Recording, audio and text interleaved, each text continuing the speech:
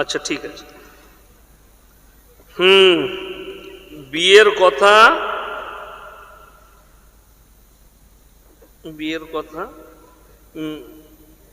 মেয়ের পরে ফোনে কথা বলা ইসলামের দৃষ্টিতে কি? বিয়ের কথা ঠিক হওয়ার পরে, দেখুন আমার বায়ানের মধ্যে এগুলো আছে, যদি কোনো মেয়ের বিবাহ ঠিক হয় না, আমাদের সিস্টেম এখন নতুন এসছে বেঈমান কাফেরের কাছ থেকে, তারা জাল দিয়ে ঘেরে ফেলেছে, আমরা ফেসে গেছি। সন্তানকে আপনার ছেলে আপনি দেখতে গেলেন, মেয়ে পছন্দ হলো, বিয়ের দিন ঠিক হবে, একটা মোবাইল গিফট করে এলো বউকে, বিয়ে হয়নি তখন, সেই মোবাইল রাতের বেলায় শুরু করলো, হারামখোর সিম ভরিয়ে দিয়েছে। এই যে গল্প শুরু হলো বিয়ের আগে। আচ্ছা আপনারা বলুন, বিয়ের দিনে বিয়ে ভাঙতে পারে না? আরে আপনারা কি বলছেন? আমাদের বর্তমানে এক জায়গায় গোস্ত নিয়ে মারামারি করেছে দিয়ে বিয়ে ভেঙে।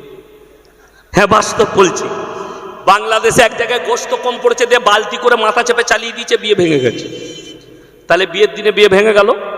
তকদিরে যদি না থাকে, বিয়ের দিনেও বিয়ের মঞ্চেও বিয়ে ভেঙে যেতে পারে। বিয়ের আগে, ইজাব কবুলের আগে ছেলে মেয়ে কথা বলা হারাম এবং জিনার করার পাপ হবে, আর এই পাপের জন্য দায়ী হবে মা এবং বাবা। মাথায় রাখবেন। আমাদের ছেলেরা যারা মনে মনে করছেন, এখন দেখবেন একটা প্রেম বেরিয়েছে, ওটার নাম দিয়েছে হালাল প্রেম। যুবকরা, সে প্রেমটা কি? প্রেমিকাও নামাজি, প্রেমিকও নামাজি। হ্যালো, সালামু আলাইকুম, ভালো আছো? সারা রাত কথা বলছে। যখন ফজরের আজান হচ্ছে, আল্লাহু আকবার, আল্লাহু আকবার, প্রেমিক বলছে তোমাদের ওখানে আজান হচ্ছে? হ্যাঁ। নামাজ পড়বে না? হ্যাঁ। তাহলে রাখছি শোনা? হ্যাঁ রাখো। রেখে দিবে? হ্যাঁ রেখে দিচ্ছি। একটা দিবে না? আর যারা চায় তারা বুঝে গেছে, ওই জন্য হাসছে। নাউজুবিল্লাহ। এ কখনো প্রেম? শুনেন, প্রেম জায়েজ, ইসলামী শরীয়তে প্রেম কি জায়েজ।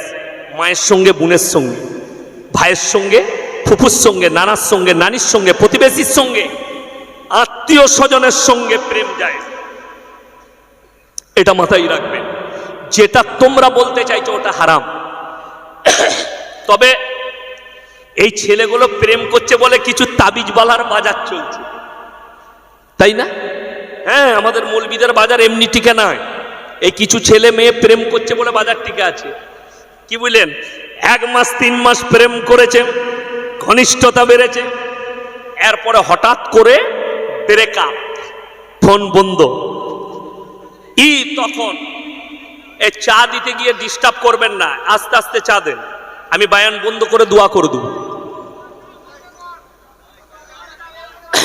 ভাই গাড়িগুলোকে ক্লিয়ার করে যেতে দেন আস্তে আস্তে, কমিটির ছেলেরা গাড়িগুলোকে আস্তে আস্তে পার করিয়ে দেন। আমার ভাই, প্রত্যেকটা ভাইকে অনুরোধ করছি, কচি কাচাকে, আপনি যে ব্যবস্থা নিয়েছেন যে হুজুর আমি অনেক ভালোবাসতাম, এখন কিন্তু মেয়েটা আমাকে আর পাত্তা দিচ্ছে না, হুজুর কোন রকম একটু ব্যবস্থা করে দেন। হুজুর তো করবে, তো হুজুরকে বলছে এমন কোন তাবিজ দেন সে যেন আমার কাছে ছুটে আসে আর আমাকে যেন ফোন করে। তো হুজুররা কি বোকা যে তাবিজ দিয়ে মেয়েটা তোমার কাছে আসবে? আবে হুজুর তো আগে নিজের কাছে টেনে নিব। আচ্ছা তাবিজে যদি মেয়ে পাওয়া যেত, আমরা মৌলবীরা কেউ গরিব হতাম? কথা বলেন? হ্যাঁ, আমরা মৌলবীরা কেউ গরিব হতাম না। কেন? তাবিজে মেয়ে পাওয়া গেলে আমরা আর ইমামতি করতাম না, খালি দেখতাম বাপের একটা বিটি আর ভালো মালকার আছে, পয়সা, মা তাবিজ আর টেনে নিল, ইমামতির দরকার নেই, বড় লোকের জামাই। তো এইটাই সমাজের বুদ্ধি নাই। 100টা লোক সমাজকে ধোঁকা দিয়ে খাচ্ছে। আল্লাহ মাফ করুক। আমার ভাই, প্রতারণায় প্রবঞ্চনায় পড়বেন না। ইসলামে যেটাকে তুমি বলছো ওটা হারাম। হ্যাঁ, জায়েজ তরিকা বলে দিই, কারুর যদি কোনো মহিলাকে পছন্দ হয়, কোনো মেয়েকে, আপনি প্রস্তাব পাঠাতে পারেন।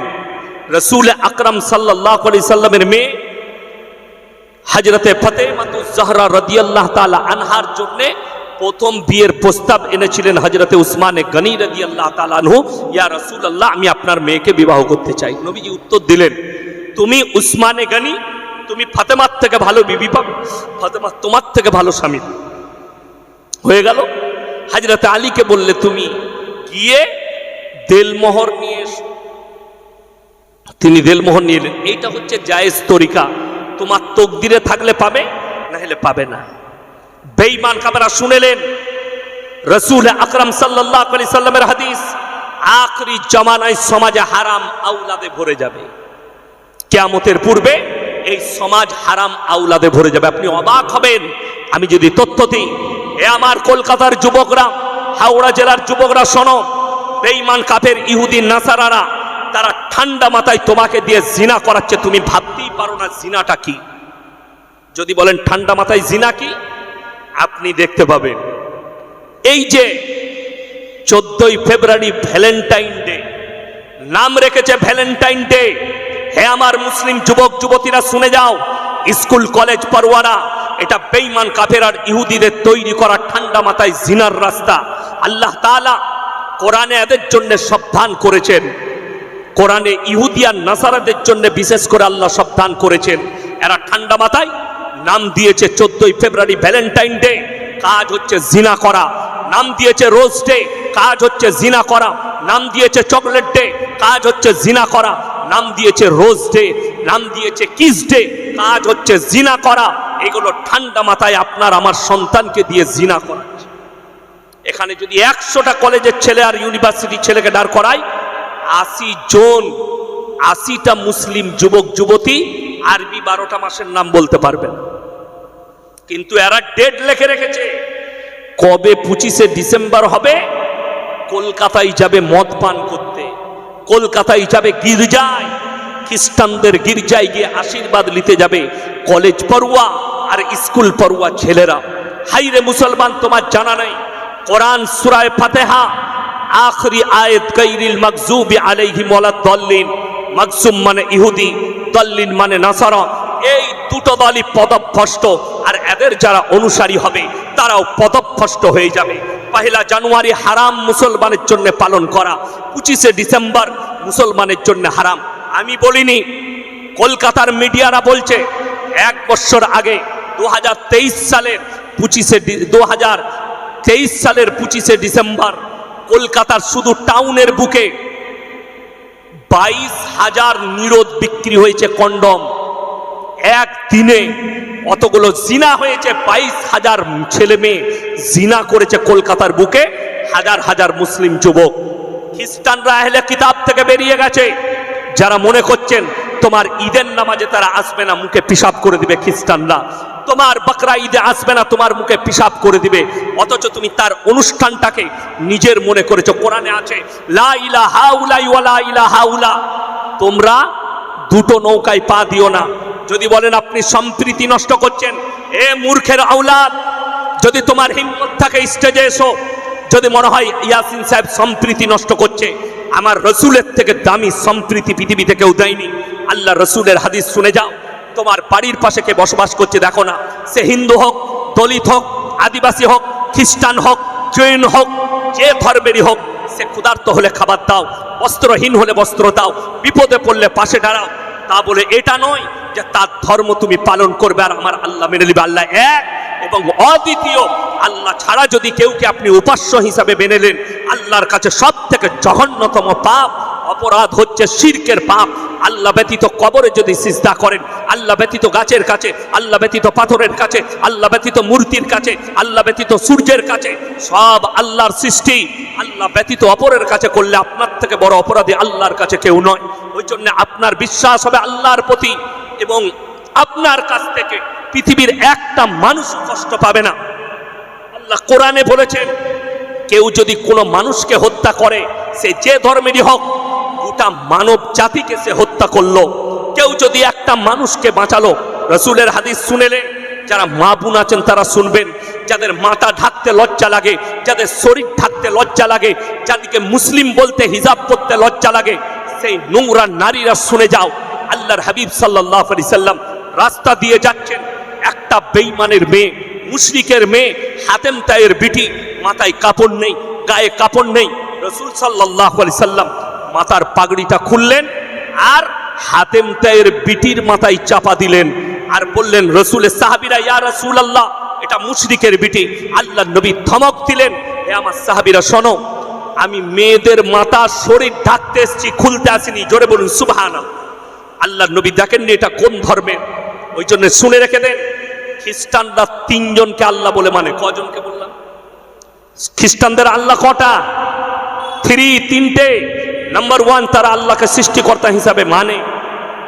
নাম্বার 2, তারা মারিয়ামকেও আল্লাহ বলে বিশ্বাস করে। নাম্বার 3, যিশু খ্রিস্টকে, ঈসা মাসিহকেও তারা আল্লাহ বলে বিশ্বাস করে। এই সঙ্গীন অপরাধের কারণে কোরআনে আছে, আমি আল্লাহ গোটা পৃথিবীর মানুষের সামনে আমি ঈসা মাসিহকে দাঁড় করা, নবীকে দাঁড় করা। কোরআনে আছে, আল্লাহ কি প্রশ্ন করবেন? ইসকাল আল্লাহু ইয়া ঈসা ইবনে মারইয়াম আনতা কুলতা লিন-নাস ইত্তাখিদুনি ওয়া উম্মিয়া ইলাহাইনি মিন দুনিল্লাহ। হে আমার ঈসা, তুমি কি বলেছিলে আল্লাহ ছাড়া আমি আর আমার মা আরো দুটো আল্লাহ? ক্বালা সুবহানাক, ক্বালা সুবহানাক মা আন আকুলা। কি আছে? ক্বালা সুবহানাক মা আনা আকুলু লাইসা লি বিহাক ইন কুনতু কুলতুহু ফাকাদ আলিমতা তা'লামু মা ফি নাফসি ওয়া লা আ'লামু মা ফি নাফসিক ইন্নাকা আনতা আল্লামুল গুয়ুব। আল্লাহ, যে কথা বলার আমার হক নেই, অধিকার নেই, সে কথা আমি কেমন করে বলতে পারি? আর আমি যদি এ কথা বলে থাকতাম, আপনার তো অজানা হতো না। সেই দিনে তারা জাহান্নামের রাস্তা দেখবে। আজকে তুমি যদি 25শে ডিসেম্বর পালন করো, আপনি 20 ডিসেম্বর কেক কিনে খান, 21শে ডিসেম্বর কেক কিনে খান, 23শে ডিসেম্বর কেক কিনে খান, 24শে ডিসেম্বর কেক কিনে খান, 26শে ডিসেম্বর কেক কিনে খান। কেউ যদি জিদ করে কোনো মুসলিম বলে এই মৌলবীর কথা মানা যাবে না, আমি 25শে ডিসেম্বরই কেক কিনে খাবো, তো তুমি হারাম খাচ্ছ, তোমার আওলাদকে তুমি হারাম খাবার খাওয়াচ্ছ। লিখে নিয়ে যাও। আল্লাহ আমাদেরকে মাফ করুক। জোরে বলুন আমিন। সাধারণত বাড়ির মেয়েরা যে পোশাক আশাকে থাকে এবং বিয়ে বাড়িতে গেলে বা মেলায় গেলে অনেক রূপসজ্জা এবং নিত্য নতুন পোশাক পরে যায়, এই বিষয়ে আপনার মত কি? আরো একটু ছোট পোশাক পরবে, তাই না? নাউজবিল্লাহ। 1 নম্বর, ইসলামে মেলা হারাম। কি বললাম? কথা বলে না?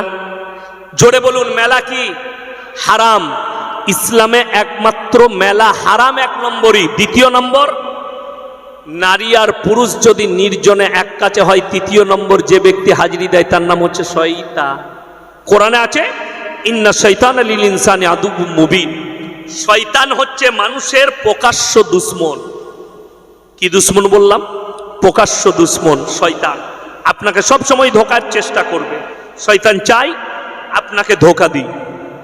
আর মেয়েদের জন্য রূপচর্চা করা, সুন্দর কাপড় পরা, সাজসজ্জা করা ইসলামে হারাম নয়, জায়েজ আছে। কিন্তু কার কাছে? স্বামীর কাছে, বাজারে নয়। এরা কিন্তু যখন স্বামীর কাছে থাকে, কলকাতা থেকে ব্যবসা করে এসছে, মিটিয়া বুরুজ থেকে কাপড় বেচে, সন্ধ্যাবেলা এসে দেখছে বউটাকে দেখে মনে হচ্ছে খেপি, কাউনাই তরকারি লেগে গেছে, ও এসে বস, সরে যা, দেখা কি বুঝলে। আর যখন বাজারে যাবে তখন 5 বার ফেরেন লাভলি, 3 বার ঠোঁট পালিশ, মনে হচ্ছে যেন হেমা মালিনী যাচ্ছে। আবার এক এক মেয়ে যেরকম ডিজাইনের ড্রেস পরবে ততটা ডিজাইনের তার চলা। কোরআন হচ্ছে ওয়াদরিব খুমুরিহিন্না আলা জুনুবিহিন। হে নারী, তুমি ঢেকে লাও, পর্দার মধ্যে চলে এসো, তোমরা কোনোদিন ধর্ষিত হবে না, লাঞ্ছিত হবে না। অনেকজন মনে করে ইসলাম মেয়েদিকে বঞ্চিত করেছে। কে বললে বঞ্চিত করেছে? মেয়েদিকে সেফটি দিয়েছে, নিজের শরীরকে ঢেকে লাও। অনেকজন বলছে ছেলেরা তাকাবে কেন, মেয়েরা যাই বা পোশাক বললে, তার থেকে ভালো তুই ন্যাংটো ঘোর, আরো কেউ তাকাবে না। তোকে কে মানা করেছে? তুমি যদি ধর্ম না মানো সেটা তোমার ব্যাপার, তুমি ন্যাংটো ঘুরে বেড়াতে, এতে আমাদের কোনো যায় আসে না। কিন্তু আমরা আলেম, আমরা বলবো, তুমি মানবে না, তুমি তোমার জবাব আল্লাহর কাছে নিজে দিবে, এতে কোনো এতেরাজ নাই আমাদের। তুমি যা পারবে পোশাক পরো, সে কুত্তারাও পোশাক পরে না, তুমি পরবে না তো কোনো অসুবিধা নেই। চলুন, প্রত্যেকটা মহিলাকে বলছি, পুরুষরা শুনে, বুখারী শরীফের হাদিস, কোন পুরুষ টাকনুর নিচে কাপড় পরা হারাম। পুরুষের জন্য কি বললাম? টাকনুর নিচে কাপড় পরা কি হারাম। আর নারীরা টাকনুর নিচে কাপড় পরবে। এখন কিন্তু উল্টো হয়ে গেছে, এখন কিন্তু কোম্পানি যে প্যান্টগুলো বার করছে সব টাকনুর নিচে পুরুষদের, ঠিক বললাম না? আর মেয়েদের টাকনুর ওপরে, সব মেয়েরা এইখানে ড্রেস করছে, ঠিক বললাম না? পায়ে আবার একটা করে কালো কার মানছে, বলে কেন? বলে এটা লজ্জল লাগবে না, গলায় দড়ি বাঁধ আর মরবি না। এর থেকে বড় শিরক আর কিছু হতে পারে? এর থেকে বড় বেদাত আর কিছু হতে পারে?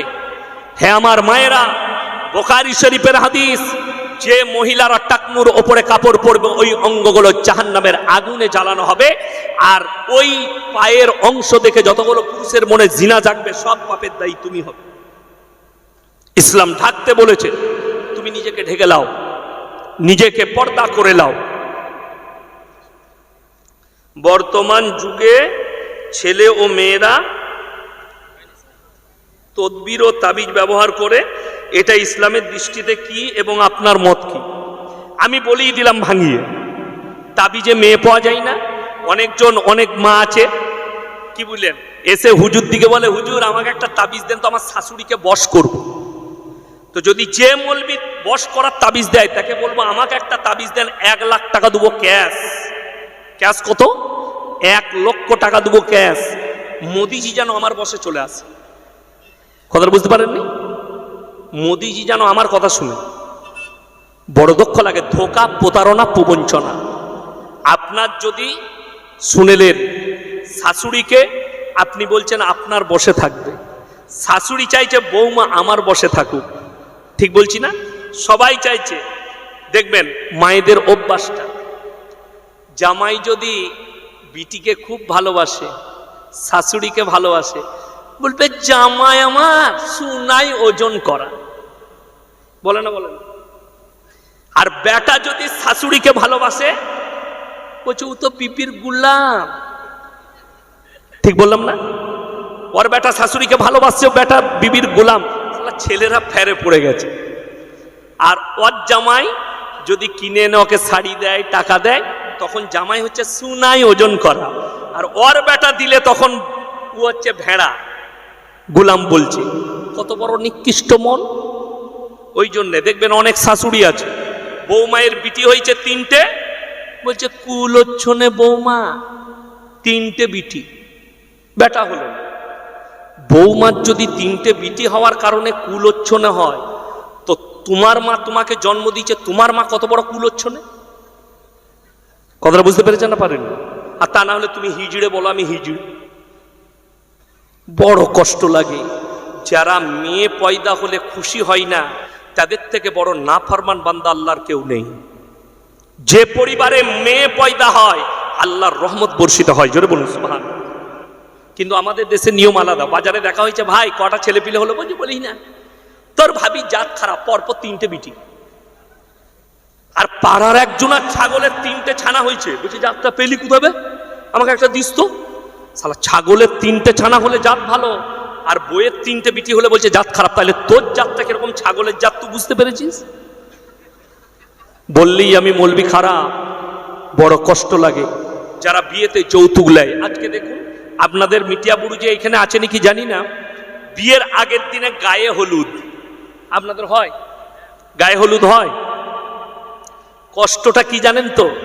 কোনো মৌলবি যদি গায়ে হলুদ ইসলামে দেখাতে পারে, আমি তার গুলামি করবো ইনশাআল্লাহ। গায়ে হলুদ ইসলামে নাই। হলুদ আপনি মাখতে পারেন, বিয়ে শুধু নয়, এমনি হলুদ মাখে। গ্রীষ্মকালে শরীর ভালো থাকবে, নিম পাতার হলুদ মাখলে গায়ে ঘা ফুস হবে না, আপনি মাখতে পারেন। কিন্তু বিয়ের আগের দিনে বাবারে পাড়ার খালারা কুকুরা ওকে বস করিয়া হলুদ মাখাচ্ছে। পেলি কোথায়? ওটা হচ্ছে খালার হাদিস, হাদিসুন নিসা। এইসব মুফতিরা মৌলবিরা খুঁজে পাবেন, ওটার নাম হাদিসুন নিসা। আমাকে মুর্শিদাবাদের একটা ছেলে 1 বছর আগে ফোন করে বলছে, হুজুর আপনি বলুন তো আমাবস্যার রাতে কি বিয়ে করা যাবে? আমি বললাম মোটেই করবি না, বে কালো ছেলে হবে। ফতোয়া কার? খালার না হলে ফুফুর। আমাদের মৌলবীদের কাছে সব দিনটাই বিয়ে করা যাবে। মেয়েদের ফতোয়া রেজিনগর আমাকে জিজ্ঞেস করছে, হুজুর বিয়েতে দেখাশোনা হলে সেখানে কি জেলেবি দিতে না? এমন কেন? বললে মেয়েরা বলছে জেলেবি দিলে বিয়েতে প্যাঁচ লেগে যায়। আমরা তাই জেলেবির এত পাওয়ার কি করে হলো? বললে হ্যাঁ, জেলেবি বিয়েতে দিলে প্যাঁচ লেগে যায়। আমি আমাদের সমাজে তো অনেক লোক